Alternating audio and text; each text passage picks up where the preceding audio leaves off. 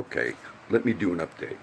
I've been waiting because my goal is to not is to just maybe speak on Sunday, and that's it on the Sunday posts.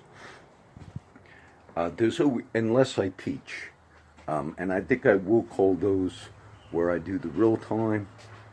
Just when I say real time teaching or off the cuff teaching, it just meant I turned the phone on and whatever I had discussed. This could be one of those. But I do want to deal with some of the issues that are in the news. Locally, today is July 16th. Tomorrow's my birthday. I'll be 57 tomorrow. We had a drive-by shooting in an area where I actually parked my motorcycle last week, just taking a ride through town. I wound up going all the way down Ayers Street and Staples. There are holes in the streets that you would crash on your motorcycle. I mean, most people are aware of that drive in cars, but if you don't see those, you wipe out, crash.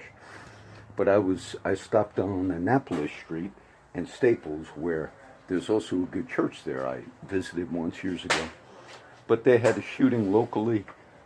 It reported as a drive-by, and the media are reporting they were trying to shoot at the sign, like target practice, and then they hit a couple of homes. And we also had an incident where a police officer was pulling out of a famous hamburger place called Vic's, also actually on Ayers Street, and the chief says they think he had his lights on, which we used to call code 2, and he was pulling out like at 10 o'clock last night or in the evening, and hit a man with a child, a 1-year-old child, I believe, went through red light and hit him. They say he will be ticketed, the officer. The question would just be, was he going on a run? Was it an emergency run? But that's the local. The national, the reason why this might just be a one-time update. Most of you know in the news, it's interesting because I had a conversation with someone the other day, and I said, they watch like MSNBC and all, and I joke with them on their side of the aisle, like, not mad or anything. But I said, well, one of the benefits, how can anybody support President Trump? And I said, well, like in our case, hopefully we will get a tax return, which we haven't gotten one. We've actually paid every year the last so many years. I said, so for like middle class, there's going to be a tax return, maybe about, the average I think was $1,800. Now this person who is very sincere and is a liberal said, John, how come I never heard that? How come I didn't know that? That person knows I'm familiar with news and politics. So, well, MSNBC or whatever you're watching, they're not going to tell you those things. I said, so really the main support was that people that support Mr. Trump are ones that are saying in these areas there's results. But the person, it's the media, and that's what I'll talk about here. I do understand that Mr. Trump's meeting with Mr. Putin in Helsinki is getting a tremendous amount of criticism by both sides of the aisle. I think rightfully so, to the degree that he seemed to have made statements that were, not the best. But it's interesting. This is how I want to show you that when I say fake news or fake media, there are legitimate reasons for people to believe this. Not just that it's something Mr. Trump has branded the news. Some of the media analysts who are now working for CNN, but some media analysts who are commenting on the reality that the Russians hacked into various voting, or not voting, but into attempted voting things, but into the Democratic National Committee, hacked into our elections. Though all of them, including Ms. Rosenstein, say, well, no, votes were changed and all. Some of them are adamant that how, and they are on some of these media people. One of them is James Clapper. Others are like John Brennan and James Comey and others that those of you follow news are familiar with. And what they're saying, along with the whole media, this is what they're saying. Now, this is why I want you to think differently. They're saying, how can Trump or anybody question the fact that our intelligence agencies have determined, beyond a shadow of a doubt, that the Russians hacked into the Democrat computers and so forth. And they are adamant, and they're saying, whether it's Mr. Trump or really anybody who would ever question the veracity of our intelligence agencies for their integrity and for their uprightness and for their accuracy, are absolutely treasonous. This is part of the narrative. Now, I find it interesting because one of the key analysts, who is a media man, is named James Clapper. He is known publicly now to lie to the public and to Congress about illegal activity that our intelligence agencies engaged in. Look, I didn't study all this. This has just come. Mr. Clapper, when he was in charge of the NSA, was grilled, and some were Democrats. Ron Wyden, I believe, won. And they were grilled on illegal activity that our intelligence agencies did, meaning unconstitutional activity that the courts have now ruled on that was unconstitutional or wrong, which was what?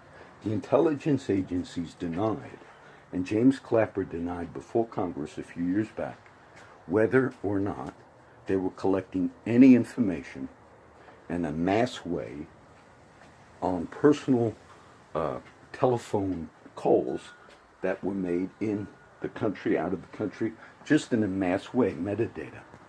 And he denied that. He lied. He admitted he lied later and said, well, I thought that was the best answer I could give.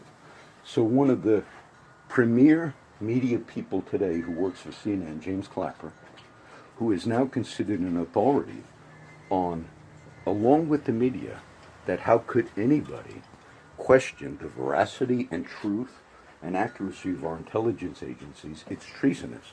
The fact is, he himself publicly manipulated the public and lied about the NSA collection, and this gets into the Mr. Snowden and other things. All right. We also have a history in the country of shaky things that were indeed done by our government with the help of our intelligence agencies. Oh, if I get the name right, Batista, meaning we backed up the removal and assassination of particular leaders in South Latin American countries. There's a lot of questions in this country. You know, I was in Florida visiting family when tragically John Kennedy, the son, Jr., was killed in the plane crash, and his beautiful wife. And I remember when he died, and I think I was in Florida visiting family.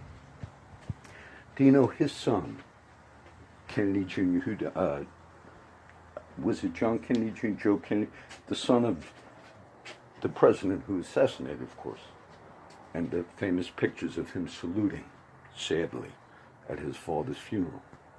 But you know, he did a magazine called George Magazine, but it was a political type magazine, very successful. You know, before his death in that plane crash, there were certain people within Deep State. There were certain people that had contacted George Magazine, the son of John Kennedy, who died in the plane crash, and said, being you're getting influential, we would like you to come out publicly in your magazine, which was gaining influence, and to deny the crazy conspiracy theories that your father was just not killed just by Oswald, but that there was more to it. And do you know, he said to those that contacted him at that time, he wasn't going to do that. Matter of fact, it seemed like he was going to come out and also question the assassination of his father. And then he was killed in that plane crash. Some think that he was killed, meaning he too was, whether that be so or not, I don't know. As a retired firefighter, and this shirt, it's just not one from the fire, this is a shirt that I traded some guy for. And it just so happened I found it recently. I'm wearing it today. I didn't plan on it. Maybe it was planned. Anybody with any knowledge of firefighting would tell you it's possible one of the biggest scams that was ever put off on the American public in our last 20 years. Not the whole conspiracy, mind you, but it's the actual fact and reality that on the day of 9/11, the building called Tower 7 was a demolition. Engineers had looked at that. All you got to do is Google the collapse of Tower 7. Tower 7 was the third tower that went down on that infamous day of 9/11, okay? We had the World Trade Centers, but there was one, just Google it, just look at it. And that Tower 7 went down in a manner of free fall.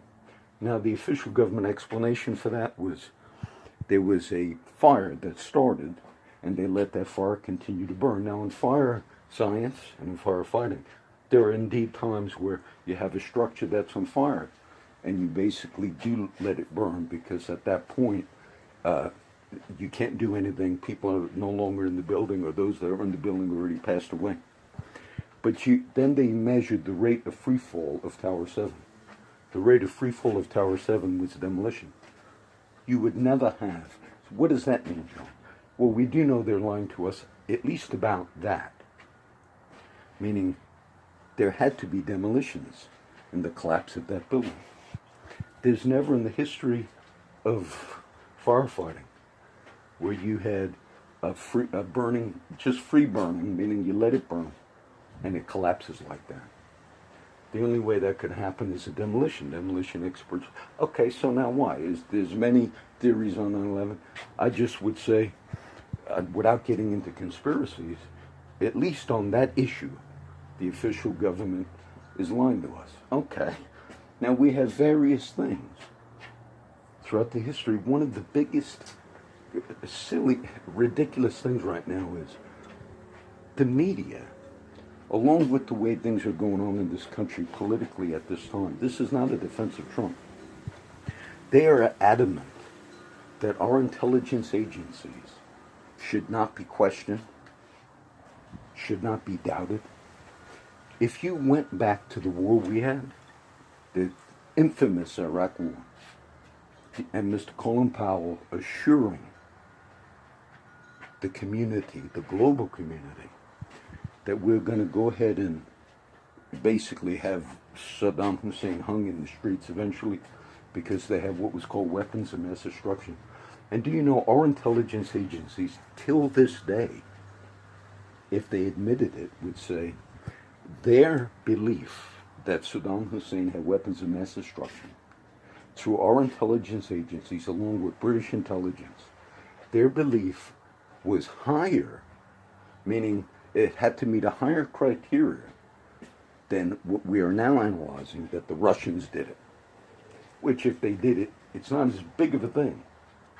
I'll explain that in a minute. But our intelligence agencies actually had to meet a higher criteria to say we know beyond any shadow of a doubt that Saddam Hussein is weapons of mass destruction. We started a war over it. Many people were killed in that war on both sides. And later, it's proven that it was all a lie. And that same media today will tell you it is treasonous, whether it's for Mr. Trump or it is treasonous for anyone to question our intelligence agencies. Mind you, one of those same media trumpeters working for CNN is one who lied publicly to all of us about what I explained earlier in the video. And said, well, it was the best answer I could give you. Now, if I give you history of how we, the public, as well as in any type of international affairs, should question our intelligence agencies, I just gave you a few of them. And now, let's end with this. Mr. Putin in this famous meeting now, infamous meeting, Helsinki, he admitted, of course we wanted Trump to win and Hillary to lose. Now I tried to explain why that would be. It would be because every leader of every country wants to be able to work with the leader of another country, particularly as far as nuclear arsenal is concerned, the number two. Well, actually, I think they actually got more than us. You'd want to work with the biggest global threat in the world. Now, if Putin believed that it would be better for him to work with the Trump than with the Hillary, because of the way things were trending, and I could go back and give the history of it with Obama and bad decisions that we made that were anti-Russia. I remember when Mr. Obama said that we were going to collapse their economy on various things. Some of those things that we were taking that track on, we were wrong. The people of Crimea voted over 90% to return to Russia. After the breakup of the Soviet Union, you had these independent Ukraine, which things are still going on there. But over time, some said, no, we are primarily Russians, Russian-speaking. We don't want our independence. We want to go back to Russia. Some people wanted that. They voted over 90% to go back. Now, John Kerry, under the Obama administration, said, we do not recognize it, and we consider that act a democratic act of people in Crimea voted to go back, and we refer to that as the annexation of Crimea. And we said it's an illegal act. We also backed up the coup that took place in Ukraine. There was a pro-Russian leader of Ukraine. Ukraine also was one of the breakup states of the Soviet Union when they broke up. But then there was another guy that wanted to get in. And look, he wasn't no great. He was like a fascist, if I'm remembering right. But there was a deal made. Okay, we're going to back up the voting and all. And what was done there was done illegally by the removal of a pro-Russian Ukrainian leader. That was illegal too. We backed that up. And there were multiple other things that took place. Putting arming more NATO right on the border of Russia. There are various things that geopolitical people would tell you. All of those were just out and out pushing Russia to the edge. That's why I have those posts about it. So why would Putin want a Trump instead of Hillary? Because that was Hillary's line. She'd follow along with that, which would be a dangerous, bad thing. Now, John, what about the fact that another country, whether it's Russia or whoever, would meddle in our elections? You know, there's that scripture that says, Charlie quotes it, Big Charlie. Blessed is the man who does not condemn himself in the thing which he allows. Blessed is the country that does not condemn any other country in the things that we do. Do we actually meddle in other countries' democratic elections? Of course we do. Do we do it through spy agencies? Do we have online internet site? Of course we do. And everybody knows we do. And if you were to say, let's find the people in our country who work for our intelligence agencies, who are actually meddling now for what we feel is best for our country, and if we found them, we would call them patriots and heroes. Okay. But John, we are just, and what about the actions we took that was not just simply cyber meddling, but the one I just gave you, the Iraq one, and we could do others. Every country on the planet has the agenda to try to do what they feel is best for that country. And I'm not saying all of those agendas are correct or right. And for them to publicly say, yes, our leader, Putin, whoever, would prefer to have worked with one guy instead of the other lady because her policies, which I just gave you a brief review of them, were heading down the wrong road. Look, you can read liberal news sites that agree with me, Truthdig and others. But the media is now trumpeting with some of their analysts who have a track record of lying to the American public about intelligent stuff. And they're actually out there saying, if anybody, I don't agree with the way Trump handled it, the thing with Putin. But we should all question. We should all question. Okay? And when you see the reality, just go look at that collapse of Tower 7. I got some posts on it. The fact is that something there is not, our official government is lying to us in a certain area of that. And now, over time, most of the public said, well, whatever will be, will be. And you could go back to Kennedy, you can go back to all types of things. TWA Flight 800. Watch that documentary on it.